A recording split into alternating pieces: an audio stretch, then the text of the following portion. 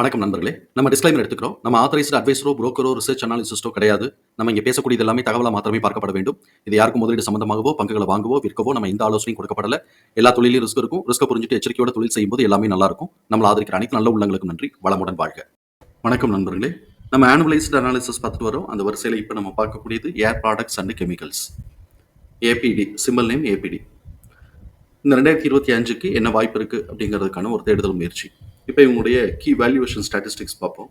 First valuation ரேஷியோவில் நம்ம பார்க்கும்போது பிஇ 40.72 இருக்கு. நம்மளை பொறுத்த வரைக்கும் இது எக்ஸ்பென்சிவ் வேல்யூவேஷன்.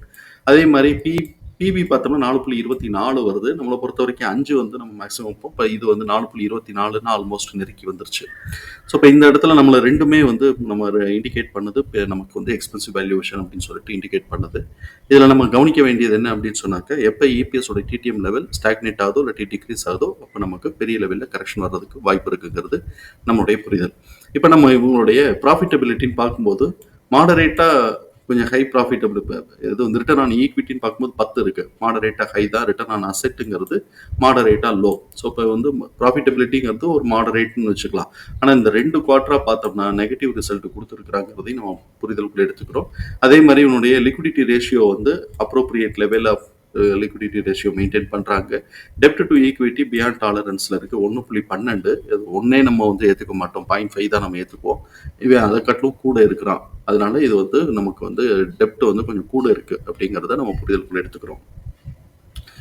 இவனுடைய இஎபிஎஸ் தகவல்கள் எல்லாத்தையும் தூக்கி நம்மளோட எக்ஸல் ஃபார்மேட்டில் நம்ம போட்டோம். நம்ம இங்கே கவனிக்க வேண்டியது புக் வேல்யூ 66 ரூபா. புக் வேல்யூவே குறைஞ்சு போயிருக்கு. 66 ரூபா. Fair price 102. Current price 276. So fair price current ப்ரைஸோட ரேஷியோ 2.68ன்னு வந்துருக்கு. நம்மளை பொறுத்த வரைக்கும் 1, 1.5, 2.5 அப்படிங்கிறது தான் ஃபேர் ப்ரைஸ் ரேஷியோ வச்சுருவோம். சில சமயம் சில கம்பெனிஸ்க்கு வந்து பிஸ்னஸோட ஆப்பர்ச்சுனிட்டி நிறைய இருக்கும், அந்த கம்பெனிக்கு கேப்பபிலிட்டியும் இருக்கும். ஸோ இப்போ அந்த மாதிரியான கட்டத்தில் இது வந்து 4.5, 5ங்கிற லெவலுக்கு இழுத்துட்டு போகிறதுக்கும் வாய்ப்பு இருக்கும். ஆனால் இப்போ இவங்களுக்கு எந்த அளவுக்கு மார்க்கெட்டில் டிமாண்ட் இருக்குன்னு நமக்கு தெரியாது. ஸோ இப்போ இந்த இடத்துல நம்மளை பொறுத்த வரைக்கும் இது எக்ஸ்பென்சிவ் வேல்யூவேஷன் அப்படிங்கிறத நம்ம புரிதலுக்கு எடுத்துக்குவோம். இப்போ இபிஎஸோட டிடிஎம் அனாலிசிஸ் பண்ணுவோம். 7.13ங்கிறது கரண்ட் டிடிஎம். இதை நம்ம ஆவரேஜ் பண்ணும்போது 1.78. இதுதான் நெக்ஸ்ட் குவார்ட்டருக்கான ஆவரேஜ் எஸ்டிமேட்டட் இபிஎஸ். இப்போ இதை வந்து நெக்ஸ்ட் குவார்ட்டருக்கு எக்ஸிட் ஆக போகிற இதோட நம்ம கம்பேர் பண்ணும்போது நெக்ஸ்ட் குவார்ட்டருக்கு எக்ஸிட் ஆக போகிறது 3.3. அதை கம்பேர் பண்ணும்போது பார்த்தோம் அப்படின்னு சொன்னால் கிட்டத்தட்ட 45% வந்து கம்மியாக இருக்குது. அப்போ இது கரெக்ஷனல் லீட் எடுக்க தான் வாய்ப்பு இருக்குது. அதே மாதிரி நமக்கு வந்து Q1 போக Q2 பார்த்தோம் அப்படின்னு சொன்னால் -7.7 அப்படிங்கிற லெவலுக்கு கொண்டு போயிருக்கு. அதனால பார்த்தோம் அப்படின்னு சொன்னாக்க பெரிய லெவலில் அதுலேயும் வந்திருக்கு. அதனால கரெக்ஷனல் லீட் எடுக்கிறதுக்கான வாய்ப்புகள் நிறையவே இருக்குங்கிறது நம்மளுடைய பார்வை.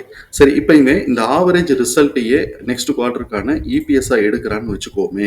அப்போ வந்து நெக்ஸ்ட் குவார்ட்டருக்கு என்ன இபிஎஸோட டிடிஎம் வருதுன்னு பார்த்தோம்னா 7.13ங்கிறது இப்போ இருக்கக்கூடிய கரண்ட் குவார்ட்டருக்கு. நெக்ஸ்ட் குவார்ட்டருக்கு 5.61ன்னு வருது. அப்போ இங்கே இபிஎஸோடைய லெவல் டிக்ரீஸ் ஆகுது.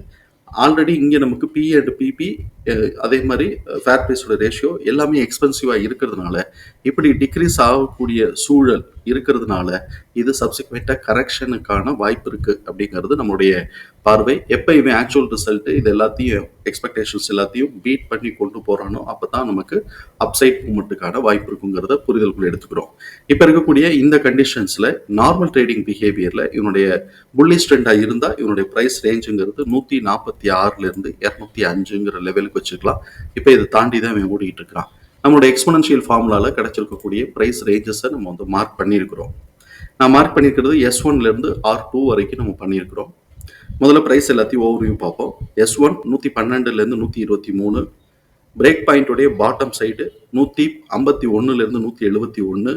பிரேக் பாயிண்ட் 197லேருந்து 212. பிரேக் பாயிண்டோடைய டாப் சைடு 252லேருந்து 271. R1 317லேருந்து 338. R2 476லேருந்து 506. ஏன் இப்போ நம்ம R2 வரைக்கும் மார்க் பண்ணியிருக்கிறோம் அப்படின்னு சொன்னோம்னாக்க, ஆனுவலைஸ்டு அனாலிசிஸும் போது அவன் தேர்ட் குவார்ட்டர்லேருந்து பாசிட்டிவ் ரிசல்ட் கொடுத்து மேலே எடுத்துகிட்டு போயிட்டான் அப்படின்னு சொன்னோம்னாக்க இது R2 வரைக்கும் இழுத்து கொண்டு போனாலும் ஆச்சரியப்படுறதுக்கு இல்லை. நெக்ஸ்ட் அவனுடைய ரெசிஸ்டன்ஸ் லெவலுங்கிறது R2.